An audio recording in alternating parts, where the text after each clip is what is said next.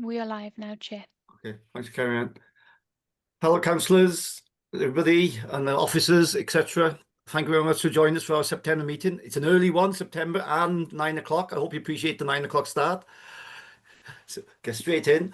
Item one on the agenda, apologies. I think we've had one so far. Is it, carry on? Yes, we've got apologies from Councillor David Thomas, Chair. Okay, thank you very much. Item 2, declarations of interest. I am a member of the Power. I declare I'm a member of the Powers Pension Fund. Any others, please? Yeah, Hugh likewise, Chair. I'm a member of the fund. and Arwell. I too am a member of Also the Powers Pension Hugh, Karina, Adam, also. and Adam. Lovely. Thank you very much. Minutes of the last meeting. It's been circulated. I think it is one slight miss. Trish was at the last meeting. Is that right, Trish? On the 19th of June. Okay. Everybody else happy? Can I sign the tune? Adam? Yeah, thank you, Chair. I wanted to check. Obviously in the last meeting I made a point under item 13, which was where I recorded that I didn't support the adoption of that item. I went back to try and check the minutes because I don't think the minute fully reflects the point I was trying to make. Sadly, I can't check the recording because we were in private session. And I forgot to ask for it yesterday. But I do wonder whether we could check the recording of that, because the point I think I made, I don't think is fully recorded in the minutes, was that it wasn't just that we had insufficient information to make that decision, but because we had a missed step from Aon in that we weren't able to fulfill our fiduciary duty. So I think that was a point. I know it's a subtle point, so maybe I could ask that we could look at that, and if we won't manage it today, I know, but put a note in that says we come back to that particular item for adoption. But other than that, the minutes are fine. Yeah, because but I couldn't go back and check. Item 13, Councillor A. Kennelly requested that it formally recorded he did not support the adoption of recommendation 1, citing insufficient information to make an informal decision. That sort of covers it, doesn't it, Adam? No, I think the point is I don't think that does cover it, and I couldn't check because I couldn't go back to the recording, because the recording is okay. Jane? Can I make a suggestion then? I think if we take that away from the meeting, Yeah. work with Councillor Adamley and perhaps the chair, sorry, Councillor Kennelly, I'm getting my words mixed up, and the chair, and we can see if we can review the recording and have a look and make the adjustment and get that ratified when we come back to the next committee. Yes, thank you, Jane. Are you happy with that, Adam? Yeah, very. Thank you very much. I don't should be calling you Councillor Kennelly in the formal meeting. Okay, thank you very much. Can I have a proposal and seconder, please? And it's subject to what Jane proposed. Thank you all, Adam and Arwell. Thank you. Item 4, Chair's remarks or announcements. You may have announced, I did announce last meeting, the 19th, that my name had been put forward to chair of a WPP Joint Governance Committee. I am now the chair. At the AGM in July, I became chair of a Joint Governance Committee. It's quite a busy time, exciting time. The appointment of the new setting up the Investment Management Committee. Tomorrow I'm on the panel appointing the new CEO for the investment IMCO investment management company. Beginning of October, I'm going to London. We're shortlisted. The WPP is shortlisted for the Investment Innovation Award at the LAPF, Local Authority Pension Fund Awards. So it's quite a busy time. We're continuing. I'm working with Chris and Jane. A lot of letters concerning disinvestment and different concerns with our investments. We're working with WPP as well, because we get a letter and the WPP get a letter. So as you see, I'm copying you all in. If a whole committee is copied in, I copy you all in. I respond to individuals. So I just thank Jane and Chris. It's a lot of extra work, but we'll deal with it. And we're hoping to get a consensus with the WPP. The letter comes to us and also goes to WPP. So just to say that, I want a general statement to go with all this. On next week, or the week after next, it's a JGC. But on the day before, are going to see a data center, which we have invested in through Grosvenor. Then we got the JGC afterwards, so it'll be interesting going to see one in Newport, data centers. So investing locally, and well, we'll be interested to see a data center. It's such vast buildings, but it seems to be a necessity with all this AI. Okay, then that concludes. I think we have. I don't know, Chris, do you want to say anything about the appointments, or leave that? We have been, as you remember, a few months, it's taken a while. The appointments we approved to increase for Resource in the retention. team. Yeah. Thanks, Jay. I'll pick that up as part of a later item. It's in the administration and governance update, if that's okay. Thank you. Brilliant. Okay, then. Lovely. That concludes my my remarks or update. Item 5, draft funding strategy. Is Becky in? Oh, sorry, Adam. Did you do your hand up? I just wanted to record congratulations, actually, Oh, thank you very much. in the minutes, because that's quite a big gig at a very busy time. So that and I think just acknowledging the hard. We'll get to it later, I know. Acknowledging the hard work that's gone in from Chris and the team, because I'm very conscious that there's calm above the surface, but lots of legs paddling underneath. So congratulations, Peter. Thank you very much. Thank you. I would second that to be recorded, Chair. Okay, thank you. Thank you very much. Item 5, draft funding strategy statement. Is Becky in, Karina? I am in, but I'm afraid I'm audio only. Oh, I can see your phone. Hi, Becky. Hi. I'm really sorry, I can't see you and you can't see me. I had a bit of problems logging in. Okay. Coming through loud and clear there, Becky. Yeah, so we can hear you. It's Chris here. So shall I drive the slides? And if you want to just point out the pages, I can take committee through the slide deck, if that's okay, or the actual strategy statement itself. That's okay. Yeah, I haven't got any slides, but it's the funding strategy statement itself. No problem. Isn't it? I'll bring that up now. Yeah, that's no problem. Right. So I just wanted to give a bit of background about why we're bringing this to you. So the funding strategy statement is a statement which sets out your funding strategy. Fairly obviously, that's what it says on the tin. And we generally, that would generally be updated once every 3 years as part of the valuation to incorporate any changes to your funding strategy, the fund's funding strategy, that we look at every 3 years as we go through the valuation. And there are occasions where it needs updating more often. So, for example, if there's regulation changes that prompt a review of the funding strategy statement.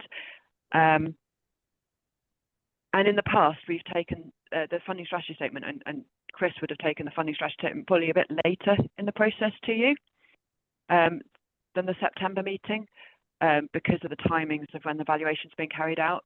But this valuation, there's been a bit of a bigger change to the funding strategy statement, and that's mainly because the Scheme Advisory Board issued new guidance in January of this year.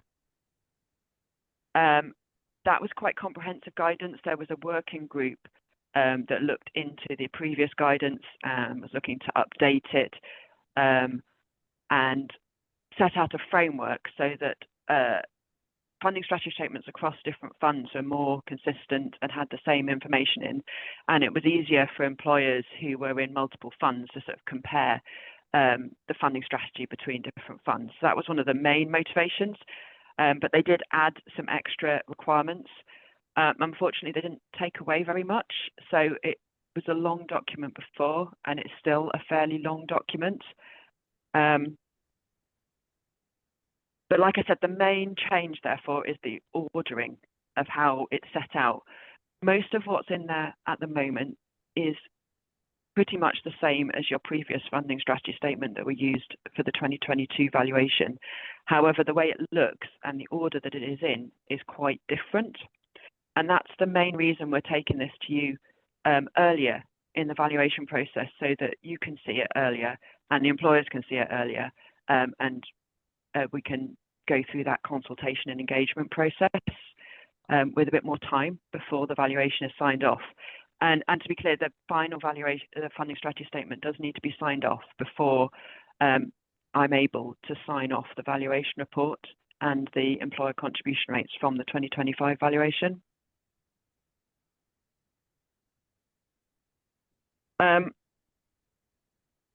So what I wanted to do was go through some of the things that have changed, and also David Edwards has sent through a number of questions which I'm going to try and cover off as I go through, but I might come back to and just make sure that I have answered all those questions as well.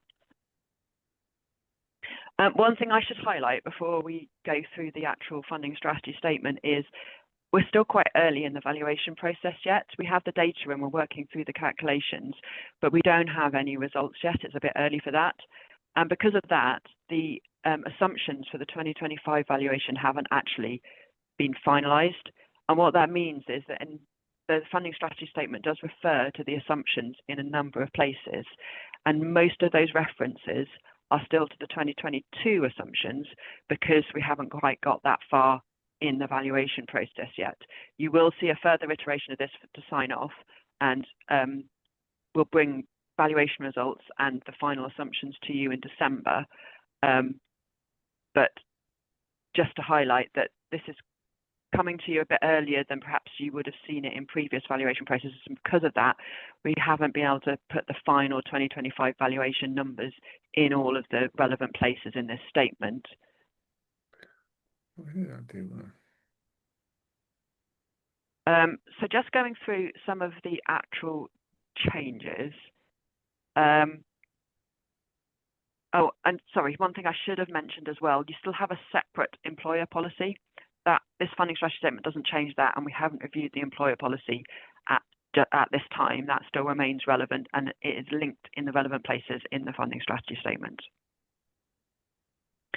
So the first place that has had a bit of a change in wording, as opposed to just a reordering of wording, is on page 6.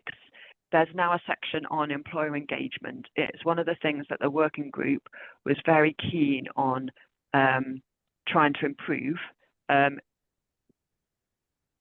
in that a lot of times a very short funding strategy statement is sent out, a very short consultation is sent out on a funding strategy statement quite late in the valuation process. And they were very keen to try and make that consultation process more meaningful and engage more with employers. Paris is obviously quite a small fund and there aren't a large number of employers, but even in funds with large numbers of employers, often very few responses to the funding strategy statement consultation. And so we now have, as required by the guidance, a section on employer engagement and the consultation process, and also a whole list of times when you might want to review the funding strategy statement outside of the 3-yearly valuation cycle. So that bit is new. The next bit that is quite new, it has some new stuff in, but also pulls things together in a slightly different way, is the main actuarial assumption section that starts on page 9. Now, most of this was in there at the previous valuation, and like I said, a lot of the references to the figures are still looking back to the 2022 valuation, but it has a bit more information on demographic assumptions, which in the past we would have put more in the valuation report and not so much in the funding strategy statement. So that just sets out how you will set your demographic assumptions. There's no change, that just puts into the funding strategy statement how we've always set your demographic assumptions at the valuation. And by demographic assumptions, I mean ones that aren't related to financial items, so things like how long people live, whether people stay to retirement or leave earlier or retire on health, those kind of assumptions, ones about movements of members.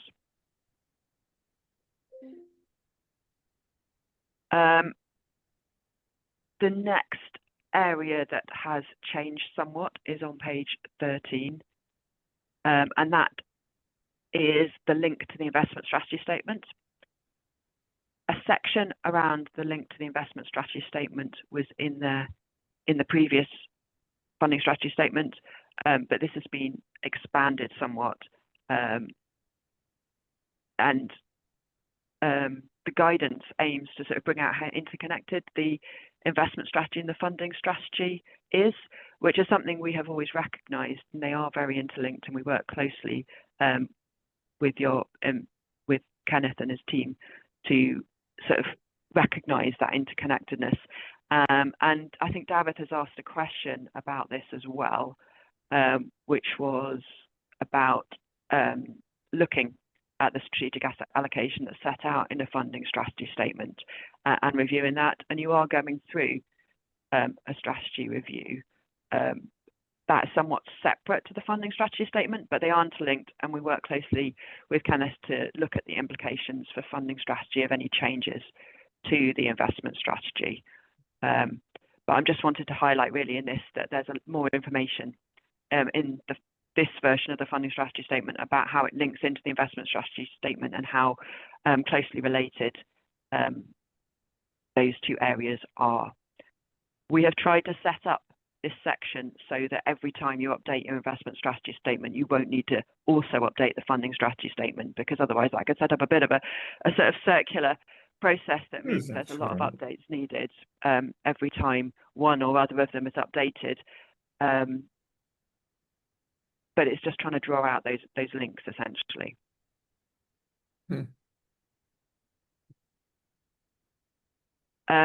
The section on setting employer contributions has not changed at all.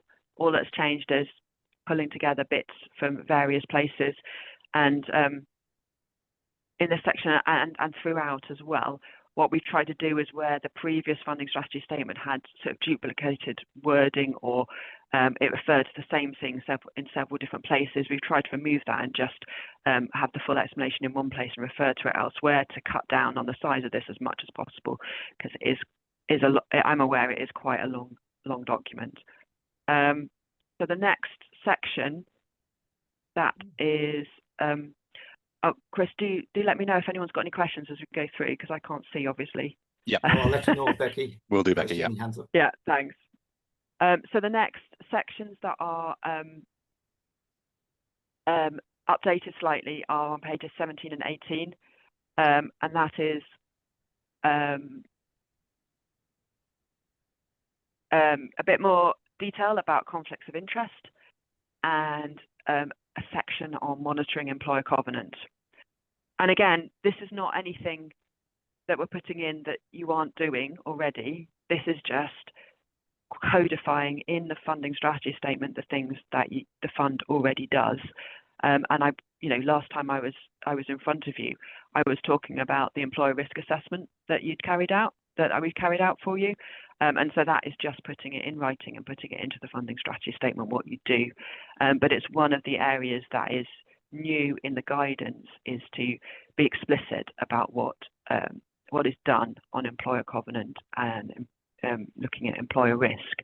And obviously for some larger funds, that can be quite detailed assessments and various different things flowing from that into the funding strategy. But yeah, that's now explicitly written out in the funding strategy, and it's there for the employers to see and to feed back on in the consultation if they want to. But it's no change to what you're actually doing in practice and have been doing for a couple of valuations now. And then finally, in terms of the changes that have been made, if we go down to page, checking where I am, 21 and 22, there's a bit of extra information about some certain employer circumstances that could happen. Firstly, suspension notices. And a suspension notice is where an employer has no active members, but you think they might have new active members again in the future within the next 3 years. And you can just basically sort of put them into suspension and then put them back as an active employer when they get a new active member, rather than actually formally exiting from the fund and having to restart again. And the guidance just says you should say what you do about that. What we've put in is to say that the administrative authority consider each of these cases, but generally this would apply most in your fund to town councils, where they might drop out for a bit if a town council just has one member who opts out, and you might want to apply a suspension notice so that you can keep that employer going without exiting out of the fund, and restart again when they get a new active member. So that's just putting that in writing. It's probably not, it's not something that's ever been done. You've never had a suspension notice in the fund, but it's just putting in the policy in there so that employers can see what would happen. The next one is partial terminations. That is not something that has been done on your fund before. It's quite a, I was going to say niche area. Maybe that's not quite the right word, but there's certain funds that do this, and most funds do not. But because it's come up and because employers find it a little bit confusing, the guidance has suggested that you put something in about that. And what a partial termination is where an employer carries on in the fund, but it basically sort of gets rid of its pensioner and deferred members. It exits in respect of those members and just carries on with just its active members. So it's quite a specific set of circumstances and wouldn't be used very often. And then it's used in quite specific circumstances or for quite specific reasons. And so what we've just put in there that generally happen, but it just puts it in there as the guidance does say that you need a section on what you do on partial terminations. You don't have an awfully large number of exits in the first place, and a lot of those are for the risk shared employers. And so I don't anticipate this ever becoming relevant for the Paris Fund, but it's in there just in case. And then finally, setting out what you would do for a bulk transfer, which is on page 22, and then just flipping over onto page 23. Again, this wasn't in your previous funding strategy statement, and it's a new requirement of the guidance. However, what we've set out or the suggested wording we've set out here is generally what we would expect you to do for a bulk transfer. Paris Fund has had bulk transfers in the past, and this is the kind of policy we have followed in the past. You haven't had one for quite a number of years now. They're not, but they do happen, and this just helps employers to understand if it was in respect of one of the employers in the fund, what the default position would be on a bulk transfer. They do tend to be a case-by-case basis, but it does set out some sort of principles that would be followed.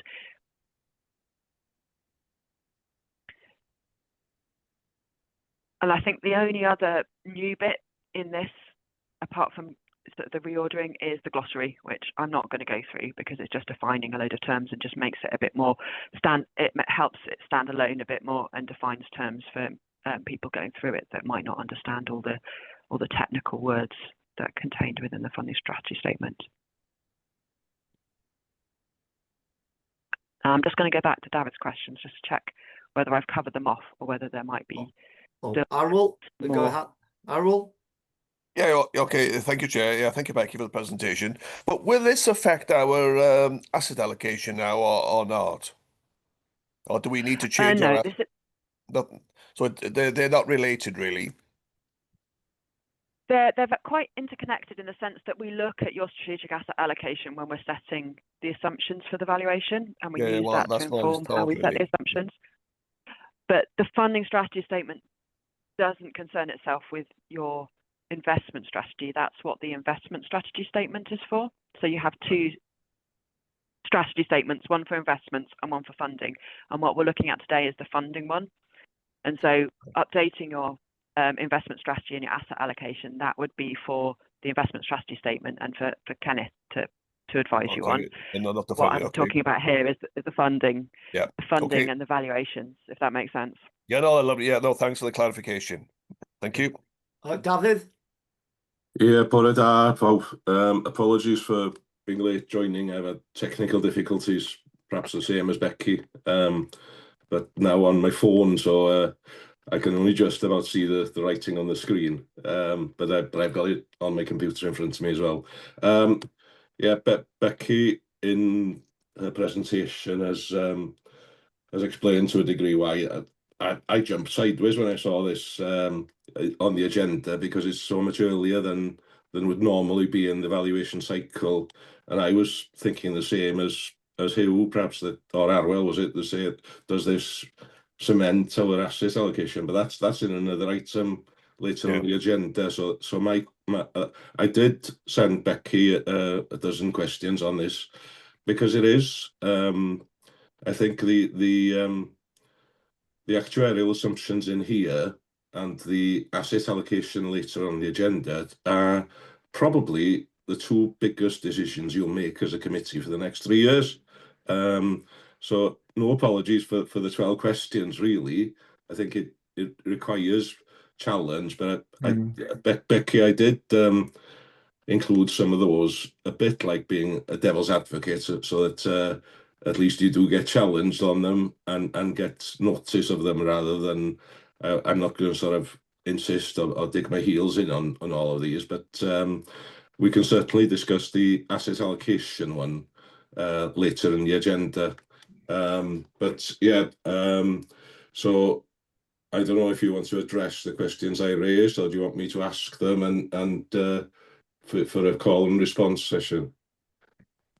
Happy to either way. I've got them up in front of me, Davis. So if you want me to just go through them, then that's fine, and then you can just interject if I've misunderstood anything you've said. Well, that would probably be best, but yeah, only the chair and the officers have seen them. So the other men, you'd have to be see. happier, Becky. I'm happy to read them out as I go through. Yeah. Yeah, I'll leave it to you then, Becky. Thank you, David. Some of them I've hopefully answered as I went through, because I did read them obviously before. So, but I don't think I've covered off that first one. I did talk a little bit about. You've asked for members seeing this every 3 years. Please, could you briefly explain the independence between the FSS and the triennial valuation? And I hopefully have sort of covered that a little bit, but. When we do the valuation, we have to have regard to the funding strategy statement. So basically, this is the committee and the fund instructing me on how to do the actual valuation and what assumptions you want.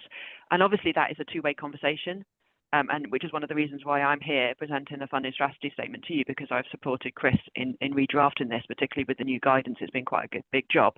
But basically, this is your input into the valuation. So as David said, it is quite important. This is how you ask me to do the valuation, obviously within the bounds of what I think is reasonable actuarially and within my professional guidance. But this is your input into that, and the employer's input as well through the consultation.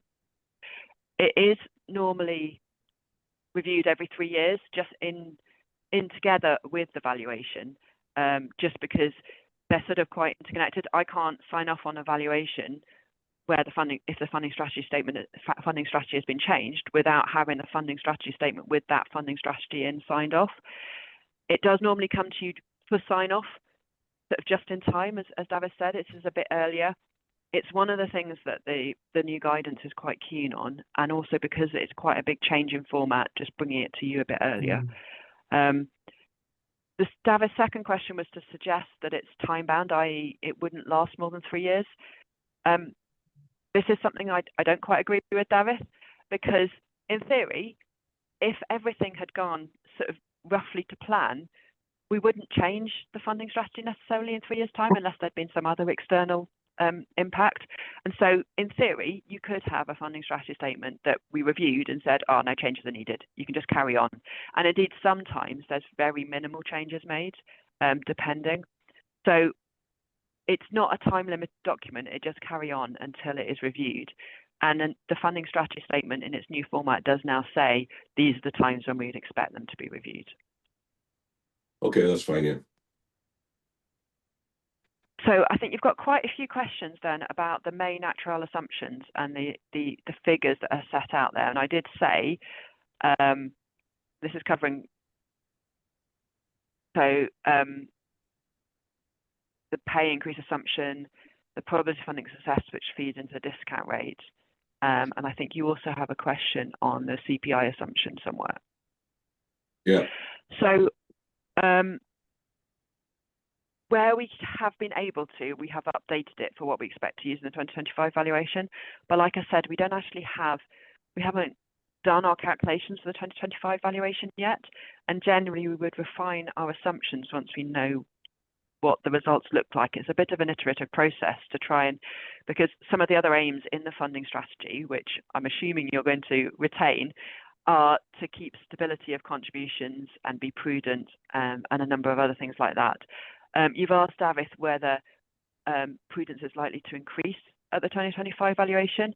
And yes, that is something we've discussed with both Chris and Jane, and that is likely to happen. But the exact extent of that and exactly what we're going to do with that probability of funding success is still not quite fully decided. And so that's why I said that there would be a further update in December about that when we're a bit further through the valuation process. So for clarity, this would go out to employers with non-final assumption data.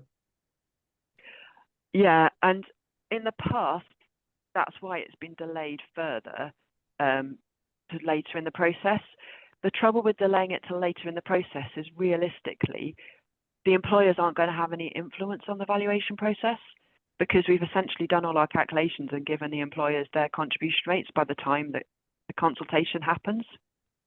And so it's one of the focuses of the new guidance and the new recommendations is to have a properly meaningful consultation with employers and other interested parties.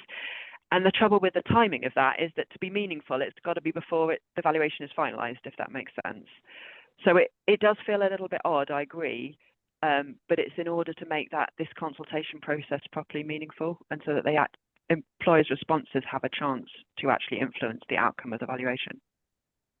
Yeah, that's understandable, and I agree with you. We probably won't get much of a response from employers either. No. I don't disagree with that, David. But I think there's things like the probability of some funding success, which I understand you would like the flexibility to tweak that later in the process when we've got sort of draft results. In order to get stability of contributions. Is that right? Yes. Okay. I think, yeah. And did you say that you would suggest coming back to this committee with those in December or sometime with a sort of, okay, this is where we've got to, and this is now the final proposals for the actuarial assumptions? Absolutely, yes. Normally we would come to you with provisional initial valuation results, what the employer contributions look like, and the proposed final assumptions in the December meeting. Okay. Thanks, Becky. Okay, Adam, do you want to come in on this somewhere? Add to this question, Adam? I see your hands up. Well, if I ask it, it may be being picked up anyway by Becky. There's a whole slew of this, which seems to be sort of how it's laid out and the bits we add in. So I'm just trying to work out precisely what it is where there is room for consultation, because obviously you can consult on the layout and the content of it, as it were, but where is it you want opinion from employers, or where is it where we as committee members might express opinion? So I'm trying to see the wood for the trees. That is my question. I can't quite see what it is he would go out and consult on. I can see how you might consult on the assumptions coming through from the valuation. Do we agree? Do we think they're right, etc.? But I'm not entirely sure. In reading this, I could see what you would go and consult on to the members. It's an employers rather than members. Sorry, employers. Sorry. So basically, the reason this goes out to consultation to the employers is this is setting out how their contributions will be set, and so it's their chance to go, I think that, and we are seeing a bit more employer engagement this time round. Funding levels have improved, and there's a lot of employers out there pushing for lower contribution rates. There's some academies, for example, in England who are pushing for contribution holidays, things like that. Those are the kind of things that you might expect to get in a response to this consultation. I want more account to be taken of the surplus. I don't want you to increase the prudence. For example, in England, DfE has just recently provided a guarantee to colleges, so colleges might be looking out for how that guarantee is taken into account. So those are the kind of things that employers might be really keen to respond on. I mean, I'm not saying they will.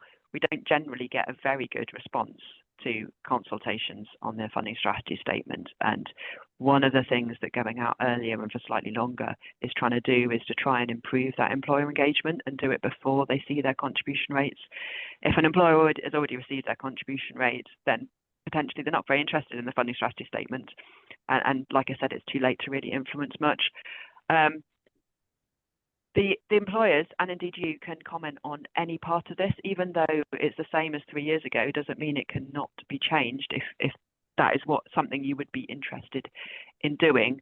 What I was doing when I was going through it was trying to highlight that most of this has not changed since 3 years ago. So I was trying to highlight the changes, and that is something that you generally do when you go out to consultation, is highlight what has changed, so that employers and the committee know what to look at for the changes, so that they can comment particularly on those things. Okay, David's got his hand up, Becky.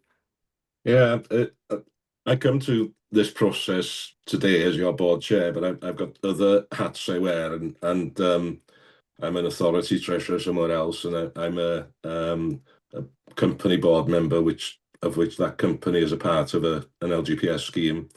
And in both those roles, there were different pension funds with Croyd in Gwynedd, as it happens. And those employers are pretty interested, but only interested in our contribution rates going to increase or reduce. And meaningfully, this consultation, I think that the focus might be on that probability of funding success, and if we're increasing that percentage or reducing it, that would be what employers would want to know, because that's the major driver through the discount rate of the and the assumed asset allocation. I think would also drive the contribution rates. But as the document stands, it's not really a meaningful consultation on that. It's at this point in time, it's more of a, we're lumping in all these new parts of the FSS, which is now required by regulations, I think. So it will be very difficult for employers to respond meaningfully to this document, I think.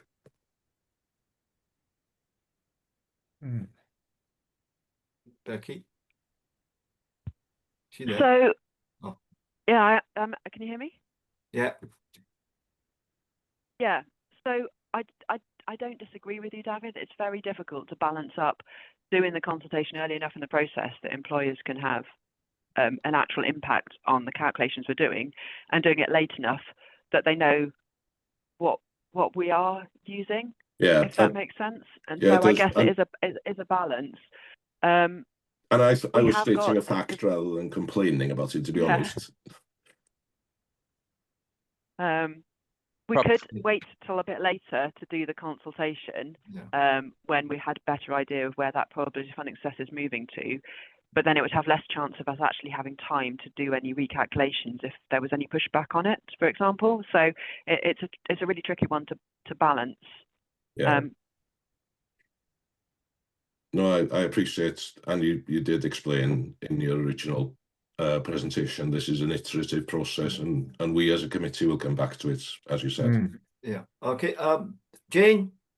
Yeah, just coming in really, because I mean, much of what you're seeing here, and in terms of the valuation, it's all very technical, and very often both you as members or the employers themselves haven't necessarily, or don't have the complete understanding that they would need to have to really formalize an opinion on this. And I think this is where you're relying on officers, on the actuary advice, but also David as an independent chair on our pension board as well, and with his wealth of experience, I think it's about, you know, ensuring that you can understand what we're saying rather than the underlying stuff potentially at this stage. So, you know, are there terms in here that you as members understand what they mean?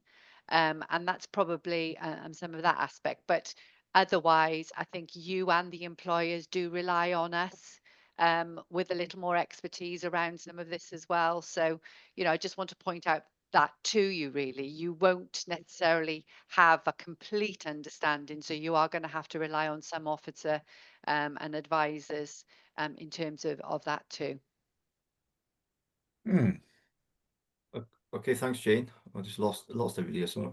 Can I come in quickly, Chair? Apologies, Yeah. for some reason I don't seem to be able to put my hand up using the Zoom, so I'm going to have to rely on waving, I'm afraid. I completely understand and take on board David's comments here. I think maybe this one could be left with me to manage the consultation process in terms of how I deliver the message to the employers to say, look, this figure's in there from the previous valuation. There might be we'd be interested in your thoughts on it or something like that, maybe. So we have to go out and do the consultation under regulations. We're trying to find the balance between actually being able to do it, to make it meaningful, and to be able to actually proceed with the valuation, because these decisions are also key in arriving at contribution rates. So and it just brings me on to the recommendation in the paper. The recommendation might need some tweaking in respect of its wording as well. It's asking committee to approve the statement in its current state. I don't think that's correct. I think what it should be, approve this current draft for us to be able to take it out to consultation. So just to tweak the wording a little bit, if that's okay. But those are my comments in response to what's been discussed. Would you be happy to move on from there? Oh, Adam, you got your hand up. Yeah, and I don't know what you say. Yeah, I think I'm taking the point, which is, yes, happy to approve it as a draft, happy to leave it in the hands of officers. I think when I read it, I'm reading the handbook for the employers, you know, and I get that. It makes a lot of sense. I think the consultation that you're going to have to work on, Chris, isn't it? It's just teasing out it seems like only a handful of issues, which are, you know, if our surplus buffer goes above 105%, which is what it was in 2022, you know, what is your appetite for reducing your contribution, seeking holidays, etc. You know, getting that sense of, and for me, that's what I was trying to work out when I was highlighting bits is, okay, so what are the critical factors that we need to be aware of? The rest of it, I'm not saying it's more than apple pie, is very broad brush. We've inherited it from 2022. You know, it is what it is. You know, it wasn't. So the wood for the trees question was, so what if you're going to go out? You know, what are the key issues you're telling the employers to be aware of if we go above a surplus of 105%? Is that what we're saying? You know, this triggers a question about how do you want to treat your contribution rate, and that's probably what it might be quite nice to hear, even if it's over email, is, you know, what questions do you now see asking yourselves, the employers, because it will tell us which bits of this we ought to be paying attention to. Okay, thanks, Adam.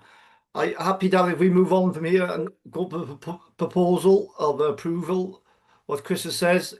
Generally, yes, Peter, very, very happy. Okay, thank you. I think Chris has covered it in terms it needs to be presented as such. I think the covering report today didn't really give us a clue as to that sort of context, and just on the surplus buffer before we move forward, it is a new one on me, and presumably you introduced it at the last valuation because we were going over 100% or close to it for some employers at least. So it's an interesting one whether that one requires tweaking as well in order to get that stability of contributions, because if the surplus buffer is between 100 and 105 and employers are tripping over 105,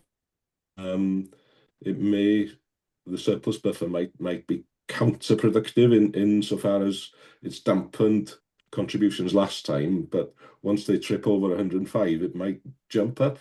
So perhaps the buffer needs to be extended, but I'll leave that for a further discussion with Becky at a later juncture. Peter, thank you for indulging in my questions, Becky. Thanks, David. Just a legacy hand, Adam.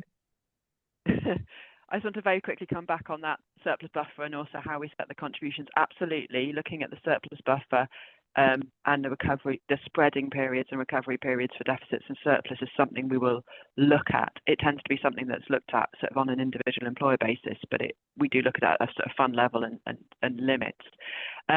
But even if an employer is over 105%, the way the surplus buffer works, that first 5% of surplus is still held back, and then what's above that 5% is applied to the contribution. So it's not like a kind of jump; it is a gradual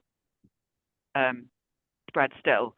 So it will still have an effect, even if the funding level is above 105%. But it is something we'll be looking at. Okay, that's sensible and reassuring. Thank you, Becky. Yeah. Is that legacy hand, Adam? No, it's a very quick one. So I'm going to jump in behind David and say that's exactly the sort of question I think you're looking for to really understand that surplus buffer question. My two questions, if I may, were obviously, do we get when we return in December? Are we seeing a final version? Or are we seeing the feedback from the employers for consideration by us, and then we get a final version in a meeting in the new year? So it's a process question. Yeah. And my second process question is, and it might be to you, Jane, but presumably this question gets, we as Powys County Council as an employer in its own right, not us as a committee, get asked this question. And where does that question get asked and answered inside of Powys County Council as the largest employer in this pool? I'm going to defer to Chris on both of those questions, Adam. Yeah. If that's okay, Chris. That's fine. Obviously, we have a database of finance officers at our employers at Council Kennelly, so we direct this probably at the head of finance in accordance with the Section 151 officer. So it'd be the senior finance officers within the council would have a look at this. And does that get any wider? Does it end up at finance committee or end up in cabinet? I don't know. It's an officer response. Pass. I'm not involved. Once it goes to the employer, to me, it's up to them how they go through the process. Yeah. So maybe as a side question, Jane, you could answer how it gets looked at inside of Powys County Council. That's not our particular responsibility here as P&I. But the other question, Chris, is I think you were nodding your head. In December, we get to see the feedback and amalgamate that with the draft we've got. Absolutely. In terms of process, what will happen now, if the committee are happy with the general content of this strategy statement, I'd submit it to the employers, give them a 28-day consultation period, consider any comments that they have. Obviously, it's a very big document, as you all know. They would then be incorporated if appropriate, and that final version would then be presented to committee in a December meeting for final approval and sign-off. Oh, Hugh. Thank you. Yeah, Chair, I'm just happy to sort of to say that I've accepted this. I can propose it if that's needed to be. It's readable. Becky, that was a very good presentation. Thank you very much. Oh, yeah. The bottom line is I understand it. And thank you for that. And it is a draft. I accept that. We've brought that out today. Consultation, it could be difficult, but it's going to be better explained, perhaps. So I'm willing, if it's needed, to propose that we accept it and move on. Okay, thank you. As if Jane's got a hand up. Yeah, just responding to the question. I can't recall what we actually did 3 years ago. I was in a different role then, but I would look at that, and I agree. I think it needs some focus either at a senior management team level in the council or potentially with cabinet. But I'll have a look, check what we've done previously, and just see what's appropriate for now too. Okay. Okay, thanks, Jane. Okay, I think we need to go through approval of the current draft. Is that how you want to word it, Chris? Yeah, perhaps I can just finalise the wording with Carrie Ann and work through the minutes. But essentially, it's to propose the approval of this current version of the document to go out for consultation. I'll provide some supporting statements with the document so that employers can consider it accordingly, and then we'll bring a final version for approval at the December meeting. So to propose, you're comfortable with the content of this document for consultation. Committee members, are you happy? Some of you, Hugh, you're happy to propose? I am. Thank you, Hugh. Yes. Seconder, please. Happy to second, Chair. Thank you, Errol. Everybody happy? Yep. Yeah, look, okay, happy with that, Karina? No, Carrie Ann, not Karina. Sorry, got going wrong. Sorry, Okay. Chair, could we just have a show of hands just from committee members just to be sure it's unanimous? Hands up, Go on, hands up. hands up, or virtual hands. 3. I can do both if everyone's got their cameras on. I'm just going through everyone. Yeah, I can see that's unanimous. Thank you, Chair. Sorry, I'm just trying to find my mouse is on the other screen. That's perfect. Thank you, Chair. Okay, I've done it now. Thank you. Thank you very much. Item 6, administration governance update. Chris. Thank you, Chair. In the interest of time, I'm not going to take committee through every point in this document, but I'm going to pull out the relevant ones that committee need to be aware of. So this is the regular administration governance update that committee will be familiar with. But firstly, we need to focus on paragraph 2.3, which is the McLeod remedy. This is presented to committee because we find ourselves with a bit of disparity between some statutory guidance and the actual regulations in place. And it's to do with the inclusion of the McLeod remedy underpin amount within this year's annual benefit statements. Committee be aware that by the 31st of August, we have to submit our, sorry, I can see Councillor Kennelly's hand is, oh, it's gone. Okay, that's fine. Oh, yeah, so we have to submit our annual benefit statements by the 31st of August every year. I'm pleased to say that exercise has been completed. It was completed last week. So for committee information, all the annual benefit statements have gone out. But the guidance has suggested that this year we had to include some McLeod information in terms of pounds and pence figures as the estimates for the scheme members. But the regulations don't say that. The regulations passed in 2024 removed the requirement to go into last year's statements and provided a discretion to include it in this year's annual benefit statements. So this has obviously caused some confusion in the LGPS, and various approaches have been adopted when trying to include and produce this year's annual benefit statements. So ultimately, we've ended up in a place where we have done quite a lot of work when it comes to McLeod, and where we've been able to calculate it and include it within this year's annual benefit statements, we have done, and we've told the scheme members it's in there for your estimate this year. For those group of people where we haven't been able to do it, and that's for reasons like we're awaiting data from other funds, or the system just physically cannot calculate the McLeod amount for certain cohorts of people, we've applied the discretion to say we haven't been able to include it this year, but we'll include it in future statements. Oh, but by the way, if you actually take your benefits in the interim, we'll carry out the work for you, whether it's manually or using the system to do it. But when you make a decision on your pension benefits, whether that be to request an estimate or actually put them into payment, the McLeod work is done. But for estimate purposes within this year's annual benefit statements, we haven't included it, and these are the reasons why. So we've taken that decision in accordance with the Section 151 officer and the chair and the vice chair of the committee, because that was based on the recommendations by the LGA to say this is the process you need to go through if you're going to apply this discretion to do that. We also discussed it at the pension board meeting in July. And we had a good discussion around obviously the member interaction and experience when it comes to annual benefit statements, and it was seen as an appropriate interpretation of the regulations and the guidance.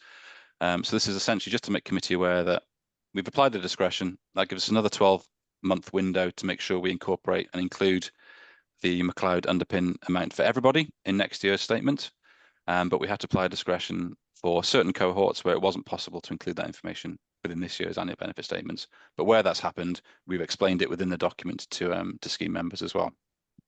And we also pointed out, and just wanted to give the reassurance that the annual benefit statements are estimates. So people shouldn't be basing any of their financial decisions on these annual benefit statements. If they do want to take the benefits, they should come to us directly, and we provide a formal estimate. And at that point, if the work has not been completed with this person, we do it then, so that when they're making their decisions in terms of their benefits, that the information is accurate and up to date. Also important to point out that we don't expect the McLeod remedy to bite in a significant number of cases. We're probably expecting single-digit percentages in terms of our scheme membership of where it's actually going to be applicable. So the majority of the statements that have gone out, they're correct, even though we might not have been able to complete the work for various reasons. The actual estimates are appropriate. And for those where we think we've identified where McLeod will bite, we've got a plan in place to tackle those as a priority, essentially. So I just wanted to make committee aware that we've had to take this discretion for several reasons, as I've mentioned. And since the annual benefit statements went out at the end of last week, we've not had a significant number of queries about it at all. So whether that's because people are still digesting the information or they're content with what's included in the annual benefit statement, I don't know. But as things stand, the number of queries we've received as a result of issuing thousands of documents, the numbers are low in terms of queries. So I just wanted to pause there in case there are any questions or I need to clarify anything any further for scheme members. David. No, just to confirm what Chris said, this was discussed at the board meeting in July, and we agreed that the process that Chris was suggesting going forward with at that time and has now completed, we thought that treatment to be appropriate. So thanks for explaining it again, Chris. I think it's very reasonable. Thanks, David. Thank you, David. Thank you. So just moving swiftly on then, 2.4, 2.5 and 2.6 really just to make committee aware that the government are looking at pensions in a wider context. The pensions bill has been read for the first and second time in the House of Commons, and there's some content there and hyperlinks to what's been discussed and what's in them. 2.5 is just making committee aware that Pensions Commission has been revived, and again it's going to look at future pension benefits that come into payment, and that kind of goes in line with 2.6, which is a review around the state pension age. And I've just included these for your information, but also the potential impact that it might have on the LGPS. It might result in regulation changes, which obviously we'll need to be aware of and make sure we administer accordingly if and when the time comes. So there's an awful lot going on in the pensions world, as you well know. Section 3 is just the Scheme Advisory Board comment on the Fit for the Future consultation, which we've discussed previously. 3.2 is just making committee aware that the Scheme Advisory Board reviewing the way that cost transparency works when it comes to investment management fees within the LGPS. Just presented for information. More detail is on the hyperlink in the first sentence of 3.2. I do need to make committee aware within section 4 about the pension dashboard and the pension regulator code of practice. Committee will be aware that in 2024, the regulator released a new code. So we carried out a deep dive and a review against that code when it was first launched, and have been doing periodic reviews against it since then to make sure that we remain compliant. This is just to tell committee that I haven't been able to conduct another review since we last spoke at the last meeting, but there were no areas of concern within the deep dive review. I have been through it a couple of times. The main focus is primarily on producing a fund-specific cyber security policy. The regulator expects each fund to no longer be reliant on the administering authorities' cyber security policy. They should have their own in place. So I'll come on to what will happen next with that and in item 5, but that's probably the key point that we need to work on and what we'll focus on. But no concerns in terms of what's in there. I just want to make committee aware that I haven't been able to review it since the last meeting. Pension dashboards. We will need to connect to the ecosystem by the 31st of October 2025. So by the end of next month, we need to make sure that we are in a place to be able to integrate with the ecosystem. I just want to give committee the reassurances that we've completed phase 1 and phase 2 of the project, and phase 3 is actually the connection phase. So we're bang on track to where we need to be. We've set all our matching criteria. We've worked with our software providers to make sure our data's in a good place. And in fact, I think I mentioned at the last committee meeting that we'd carried out a data testing exercise, and the data errors we had were a handful. We were very, very pleased with the quality of our data. So from a data side, we think it's in a good place. The test will be when we're actually exchanging data between the ecosystems to make sure that works. So that's next. But we are on track and on target to hit the expectations of 31st of October 2025. I realise I'm skipping through this, so please do stop me if there's anything you want to discuss further. A key point is I just want to spend a little bit of time talking about and draw it out is a number 5, and that's the resourcing within the pensions team. Committee be aware that towards the end of last year, they very gratefully give some approval to increase the resource and the support roles around the admin team. We interviewed last week for 2 posts. That was the governance and communications post and the training and employer officer. And I'm pleased to say we've appointed into those 2 posts, which will really help with the support to the senior management within the team.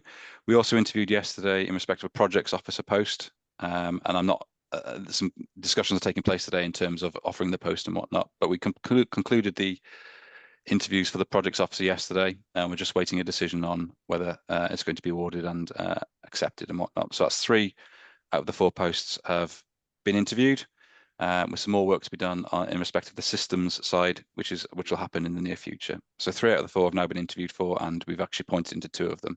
So just wanted to give committee the update that we are progressing with the recruitment. Okay. 6 and 7 are looking at the risk and breaches register. Just to say, these were considered by the board at their last meeting in July, and no recommendations came out of either of those risk registers and breaches register, apart from, again, just to say that the risk admin 0002 was discussed, and that was relating to the fund's specific cybersecurity policy, which I touched upon earlier on. So we'll look at that. Now we have a governance officer coming into place. One of their priorities will be to review the risk register, the code of practice, compliance document, and actually get us back up to speed and carry out. Part of their job will be to look at these things periodically. So I'm looking forward to getting them in post to support me on that. So that was it. A whistle-stop tour of the admin and governance update, but hopefully you've had the assurances around the McLeod, the pensions dashboard, and the fact that we've got some resource coming into the team. So thank you. Thank you. Karina, your question. How long, thank you. How long will it take before these people are actually helping you? Hopefully not too long. Notice periods. There's been two appointments of staff that we know, so within the council. So hopefully that notice periods will be short on those. The third one, I'm not sure yet. We'll have to wait and see on that one, but soon is the plan, and as quick as possible. Right, good. Yeah, good news. That's really good news, Chris. Extra resources. You've been needing them for a long while, haven't we? It's been a long time coming, really. Yeah, it's so much. As you can see, there's so much work going on at the moment in the background. Yeah, the free wrap. That concludes your report. It does, Chair. Yeah. Oh, David, got your hand up. No, only to add my so pleased to hear about these new appointments actually coming to fruition, and congratulations, Chris, on being able to recruit. It's not easy in the current climate with so much going on, but well done. Thank you. Okay, Carrie Ann, put this report to note the report. Do you want to propose in a second there, Carrie Ann? No, if it's just for noting, that's fine, Chair. Are we happy we note the report, everybody? Yeah, happy, Chair. I see some heads nodding. Lovely, thank you. Item 7, compliments and complaints policy. I'm quite shocked. I did ask Chris about this. Do you get many compliments? And he says, yes, you get a lot of compliments. So well done. Thank you, Chair. Yeah, this is back to me again. So yeah, we do keep a log of the compliments that we receive. I think it's important for the team to know that the work is appreciated, because ultimately we tend to get involved at the end of people's careers and we're paying out their pension benefits and whatnot. So people tend to be very, very grateful for the support the team give to that. So we keep a log of those just to be able to refer to should times get tough. You are reminded that people do appreciate what we do. So some of the committee will probably be familiar with this document. This was approved in 2022, so it was due for its periodic update. Just to jump straight into it, the content of the document is very, very similar to what was approved previously, and it was considered by the Pensions Board at the meeting in July. And ultimately, working through that document, they had a couple of suggestions and comments which were considered as part of 2.2. One was in section 3.3 of the document, which I'll scroll down to in a second, and that was to do with meeting up to discuss complaints. And it was just a concern to make sure that it aligned with the council's approach to managing complaints as well. So I considered that, but I've left it in its existing format after the consideration and working through the process, because it's still appropriate in terms of we do our contact is with scheme members and employers. So we're not necessarily the same as the council by nature. We meet with our pensioners and whatnot. So if they have a complaint, we are still comfortable to meet in person. And in fact, we do meet with our scheme members quite a lot in person as well. So 3.3 has stayed, but there has been an adjustment to paragraph 6.1. And that was just after the request by the board that it be clear that the Ombudsman will only consider a complaint once it's been through the internal processes. Because what we have seen in the past is that people try to bypass that and gone straight to the Ombudsman. And the Ombudsman, once they get to through the backlog, they say, oh, you've not been through the internal process, you need to go back. And just to try and avoid any delays for anybody who might be complaining, they need to understand that it needs to go through the internal complaints process, which is written into the regulations. So 6.1 has been updated to reflect that. So I'll just quickly scroll down to make sure committee are content with that wording. It was a very, very small tweak. So if you're still dissatisfied, 6.1 talks about the Pensions Ombudsman, and if you're not satisfied with the outcome of your complaint, you may wish to refer the matter to the Pensions Ombudsman, having first taken it through the two-stage IDRP process. I've just inserted that additional sentence there, just to reinforce the fact that they'll only be considered once it's been through the first two-stage process. Just on that, Chris, who sits on the DPR committee? It would depend actually on the decision being taken. So if it's a decision taken by an employer, so let's think about, use ill health as an example. The ill health decision, whether to award an ill health pension benefit, is taken by the employer, not the fund. So the first stage for that sort of review would actually be the employer again, but a different person within the employer. It could be a senior manager or something. The person who, the key thing is, it's not the person who took that original decision. No. If it then gets rejected at the stage 1 approach, it would then come to stage 2, and that would likely be me, somebody at the fund, to consider all the evidence and make that decision at the fund. Okay. If it's something in respect of a decision that the fund has taken, then the likelihood is it would go first to one of the managers within the section for stage 1, and then up to me for stage 2. Or if there's some independence needed, it might go across maybe to section 151 officer for consideration or something like that. But stage 2 is usually a manager. Stage 2 is a senior manager at the fund. And it's a sole decision. It's not a committee as such. There's not 2 or 3 members. But potentially, I have seen experience in the past where an employer has gathered 2 or 3 senior officers to work through the material, because sometimes these things can be pretty significant in scope. But I think the wording in the regulations is the adjudicator, and it's left at that. I think it can be decided on what the adjudicator actually is. Mixture of both. Yeah. Thanks for that, Chris. Thank you. Thanks, Harold. Thanks, Harold. So that was all I intended to take Okay. committee through, really, was the changes in the document. It has been previously approved, and those are the 2 changes that the board considered and recommended at their last meeting. So that was where I was going to leave it, Chair. Obviously, I'm happy to take... Thank you, Chris. So you want us to approve changes? Or David? Yeah, just to confirm, Chris, I think it was the previous meeting, Chris. I think it was May when we went Apologies. through this. It was actually, you're right, yes. But we did go through it, and you've accommodated our suggestions, so very grateful, and would recommend that the committee approve. Okay, thank you. So can I have a proposer and seconder to approve the report, please? Yeah, happy to do, Thank Chair. you, proposer. Seconder, please. And someone's hand up. Who's there? Oh, Adam, thank you very much. Can you all show your hands to every happy? I'm trying to be official, put my hand up like, oh, it's not coming up. I'll put my hand up anyway. Okay, carry on. Happy? Yes, happy, Chair. Sorry, I couldn't get my mic off then. Okay, lovely. Thank you very much. Item 8, employer update for Chris.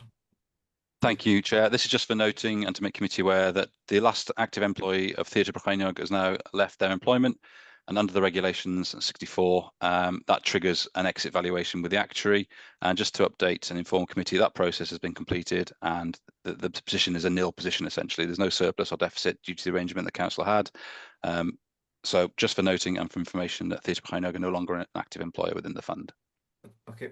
Thank you very much. That's just to note, isn't it, Chris? Just for noting, yeah. Thank you very much. Item 9, Wales Pension Partnerships WP quarterly update.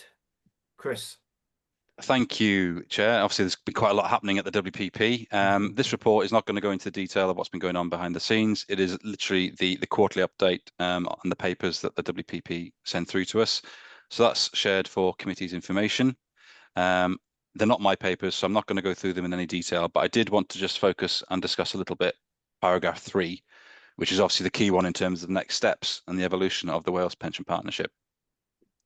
So committee will be aware that Powys County Council approved the recommendations of the reports that we brought to them in July. And I just wanted to bring committee up to speed in case you weren't, that's now being agreed across Wales. The 8 administering authorities across Wales have also supported and agreed the proposals in terms of the next steps of the investment management company.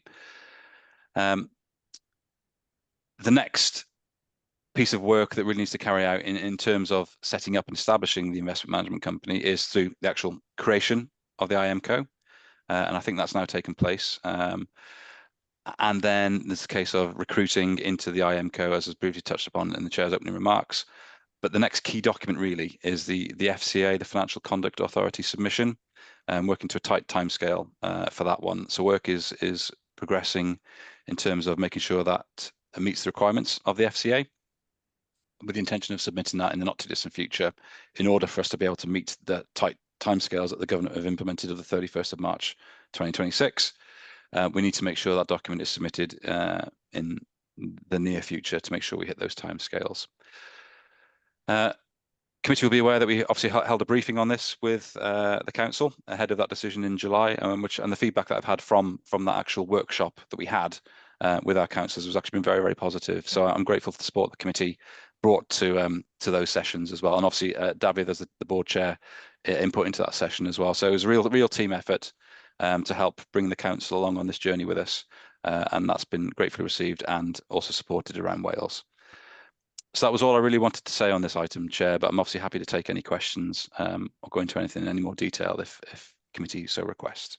Yeah, thanks, Chris. And I'll just reiterate that workshop we had went down very well. A lot of councillors came to see how interested it was.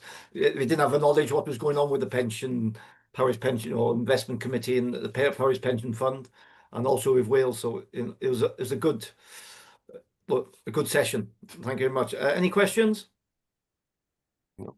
Hugh. Yeah, thank you, Chair. Chris, there's a lot of work going on at the WPP to set up this IMCO, and it may be incidental, but how do we compare now then with other funds that are being set up? Because we were an entity as such on our own beforehand. Are we, and you know, I understand the pressure that's happening to introduce it. Are we, you know, ahead of the game, or how would you see it? I think the recommendation the government made was for to bring some consistency into the way the pools are set up, and obviously Councillor Williams will be aware that we hired in that FCA expertise via Waystone as the WPP operator, and that's why we had to change it, because it no longer met the government's minimum requirements essentially. So the 8 pools have now gone down to 6. 2 pools were not successful in their submissions, as you'll be aware. So I think a lot of the work is falling on the WPP is probably in a different position to the rest. So I don't think you can necessarily compare directly like with like, because they're in a different position to the rest. In terms of progressing, I think we're hitting our milestones and our targets. So if any assurances I can give to committee are, we are doing what we put in place in the business plan to make sure we hit the 31st of March 2026. So having Councillor Lewis as the chair of the JGC, obviously Jane as Section 151 officer, myself and Dan, we have a lot of input into what's happening at WPP in terms of being on the work streams and the weekly meetings that we're having to make sure that we're on track. So to answer your question, we can't directly compare. We're in a different position, but I can hopefully give you the assurances that we are progressing along the path at the speed and the pace we need to hit that. That's good enough for me, Chris. Thank you. Okay, thank you. Thank you, Chris. And I just support what Chris has said. We see them timelines, the stages we're meant to be at. We are. So the biggest one now is get the CEO and get the approval for the FCA. Now we couldn't go to the FCA till we get a CEO in place. So that's hopefully that'll happen this week. We'll see what happens to get ready to go to the FCA. Adam. Thank you, Chair. So yeah, whilst there is can be many a slip between cup and lip, I think actually what I'm looking at is really quite impressive. On a very, very different scale, having been in an FCA regulated body, it's not quick. So I just want to reflect that I am impressed that you're hitting milestones, etc. My question was actually very nerdy one. Also with Janet and John one for me. It's just checking that we, as part of doing this, we are now pooling all of our funds. And this is the key, isn't it? We are pooling all of our funds, but we remain a separate pension fund, and we make decisions over investment strategy. Hence this conversation. I just wanted to be just really, really clear that whilst we're all pooling, we retain sovereignty. That is absolutely, yeah, good. That's fine. Thank you very much. Yeah. So committee is still responsible for setting those strategies. Yes. Yeah. Thank you. Yeah. Thought it was the case. Thank you. Okay. Thanks, Adam. Okay then. Does that conclude the report, Chris? It does, Chair. Yeah. Yep. So are you happy to note this report? Yeah, happy, Chair. Thank you very much. Thank you. Oh, brilliant. Thank you. Item 10, you want me to read all this out, don't you, carry on? Yes, please, Chair, if you could. We are just waiting for Craig Campbell from Aon to join the meeting.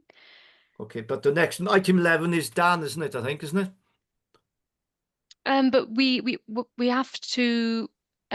Craig won't be able to join the meeting when we go confidential. Oh, right. That's the issue.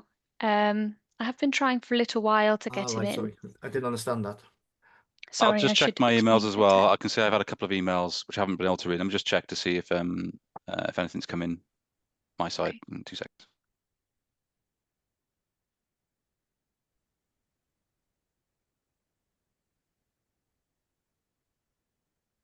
No, I've nothing coming from Craig. So I think we're reliant on our Aon colleagues to try and get in touch with Craig if that's possible. Yeah, Luke, so he should be joining Lucas now. answered, I've been speaking to him, so I've asked him to join. So he should be joining anytime soon.